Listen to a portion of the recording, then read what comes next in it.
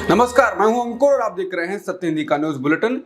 एक नजर अब तक की सुर्खियों पर। मध्य प्रदेश को आखिरकार अपना नया मुख्यमंत्री मिल गया है। भोपाल में बीजेपी विधायक दल की मीटिंग के बाद मोहन सिंह यादव के नाम पर आम सहमति बन गई है। बीजेपी ने मोहन सिंह यादव नाम का ऐलान मुख्यमंत्री के रूप में कर दिया है। मुख्यमंत्री के नाम को लेकर बीजेपी में 9 दिन तक गहन मंथन चला है। इसी के साथ जैसा अनुमान लगाया जा रहा था, ठीक वैसे ही बीजेपी उप मुख्यमंत्री वाला फॉर्मूला लागू किया गया है। यहाँ 2 डिप्टी सीएम के नाम की घोषणा कर दी गई है, जिसमें पहला नाम जगदीश देवड़ा तो वहीं दूसरा नाम राजेश शुक्ला का ऐलान किया गया है।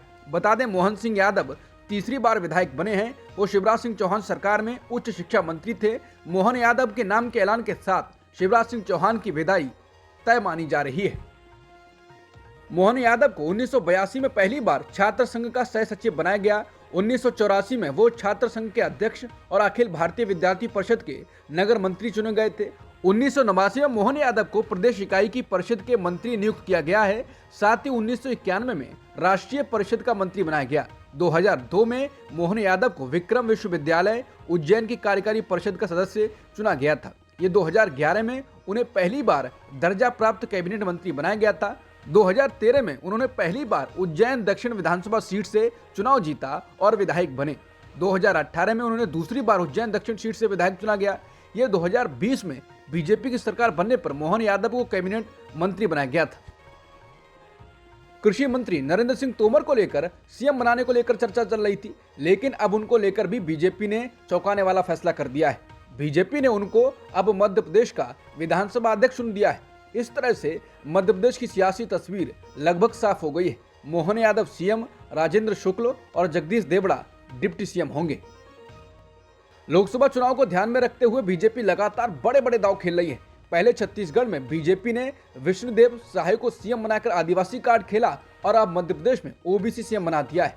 कहा जा रहा है कि पिछड़े और वंचित वर्गों को ध्यान में रखकर बीजेपी आलाकमान फैसला कर रहा है। अब सबकी नजर राजस्थान पर लगी हुई है। क्या राजस्थान में कोई ऐसी सीएम हो सकता है? हालांकि ये केवल अंदाजा है, किसी को कुछ नहीं पता। बीजेपी अपने हिसाब से खेल खेलती है। ये नहीं कहा जा सकता है कि सूत्रों के हवाले से ये खबर है, क्योंकि बीजेपी के फैसले सूत्रों को बुरी तरह से फ्लॉप साबित कर देते हैं। टीएमसी की नेता महुआ मोइत्रा लोकसभा सदस्यता खत्म होने के खिलाफ सुप्रीम कोर्ट पहुंच गई हैं। उन्होंने याचिका दायर कर अपने खिलाफ एथिक्स कमेटी की सिफारिश और उसके बाद लोकसभा से प्रस्ताव पारित होने को गलत बताया है। कैश फॉर क्वेरी यानी पैसे लेकर सवाल पूछने के मामले में महुआ के खिलाफ कार्रवाई करते हुए लोकसभा की उनकी सदस्यता रद्द कर दी गई। उन्होंने अपने ऊपर लगे आरोपों से इनकार किया है। सुप्रीम कोर्ट ने अनुच्छेद 370 को निरस्त किए जाने की प्रक्रिया को सही करार दिया है। सोमवार को फैसला सुनाते हुए सुप्रीम कोर्ट ने माना है कि अनुच्छेद 370 एक अस्थायी प्रावधान था। एससी ने कहा कि संविधान सभा की सिफारिशें राष्ट्रपति पर बाध्य नहीं थी।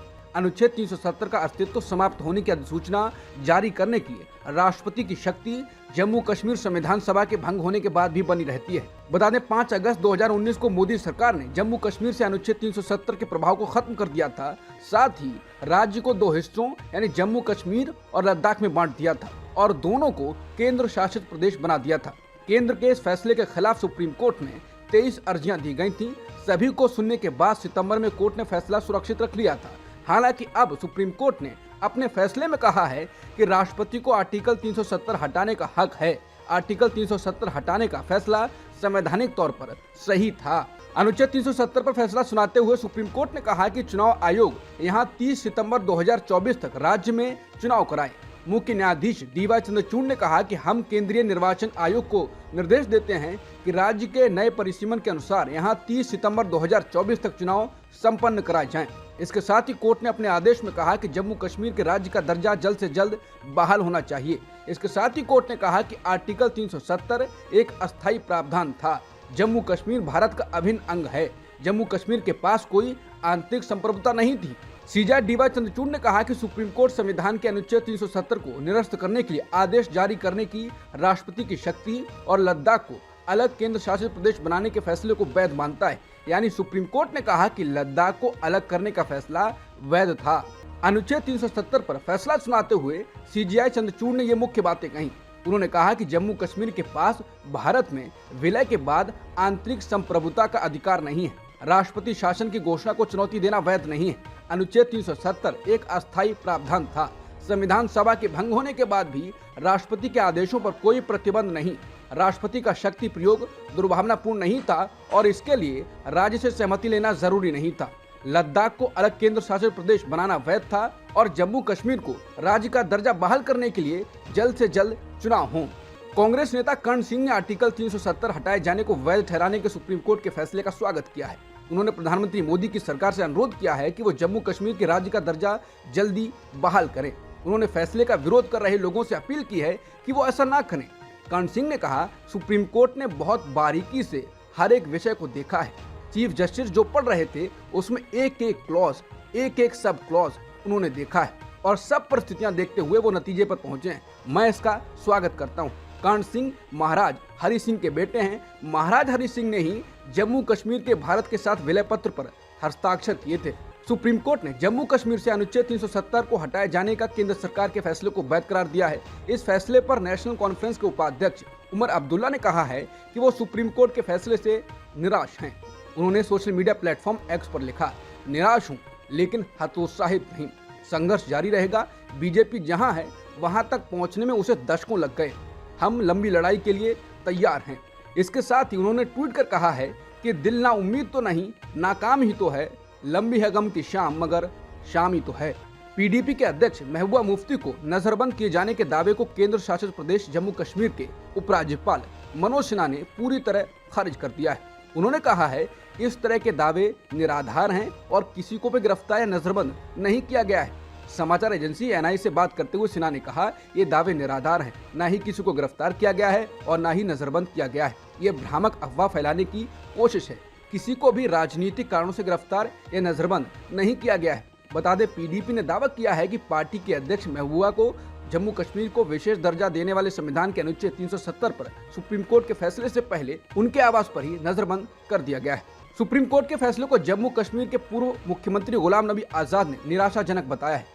कांग्रेस से अलग होने के बाद डेमोक्रेटिक प्रोग्रेसिव आजाद पार्टी की स्थापना करने वाले गुलाम नबी आजाद ने कहा कि हम सुप्रीम कोर्ट के फैसले से निराश हैं। कोर्ट का फैसला दुखद और दुर्भाग्यपूर्ण है। जम्मू कश्मीर के लोग इससे खुश नहीं हैं, लेकिन हमें इसे स्वीकार करना होगा। जम्मू कश्मीर से अनुच्छेद 370 हटाए जाने को वैध ठहराने वाले सुप्रीम कोर्ट के फैसले की तारीफ करते हुए प्रधानमंत्री मोदी ने कहा है, ये ऐतिहासिक फैसला है। उन्होंने कहा, अनुच्छेद 370 को निरस्त करने पर आज आया सुप्रीम कोर्ट का फैसला ऐतिहासिक है। कोर्ट ने 5 अगस्त 2019 को भारत की संसद के लिए गए फैसले को संवैधानिक रूप से बरकरार रखा है। ये जम्मू कश्मीर और लद्दाख में हमारी बहनों और भाइयों के लिए आशा, प्रगति और एकता की एक शानदार घोषणा है। उन्होंने कहा, कोर्ट ने अपने गहन ज्ञान से एकता के उत्साह को मजबूत किया है, जिसे हम भारतीय होने के नाते सबसे ऊपर रखते हैं। मैं जम्मू कश्मीर और लद्दाख के लोगों को आश्वस्त करना चाहता हूं कि आपके सपनों को पूरा करने के लिए हमारी प्रतिबद्धता अटूट है। कपिल सिब्बल ने कहा है कि कुछ लड़ाइयां हारने के लिए लड़ी जाती हैं। इतिहास को पीढ़ियों के जानने के लिए असुविधाजनक तथ्यों को दर्ज करना होगा। उन्होंने कहा कि संस्थागत कार्रवाइयों के सही और गलत होने पर आने वाले वर्षों में बहस होती रहेगी। उन्होंने कहा कि इतिहास ही अंतिम निर्णायक है। राज्यसभा के सभापति जगदीप धनखड़ ने शुक्रवार को राज्यसभा के आधे घंटे के लंच ब्रेक को खत्म कर दिया। पहले राज्यसभा की कार्रवाई शुक्रवार को दोपहर 2:30 बजे शुरू होती थी, लेकिन अब इसे 2 बजे कर दिया गया। यानी अब राज्यसभा की कार्रवाई दोपहर 2 बजे शुरू होगी। डीएमके के सांसद तुरुचि शिवा ने पूछा कि शुक्रवार को दोपहर 2:30 बजे सत्र शुरू होता है, लेकिन आज कार्रवाई का समय 2 बजे रखा गया है। इसकी जानकारी सदस्यों को नहीं है।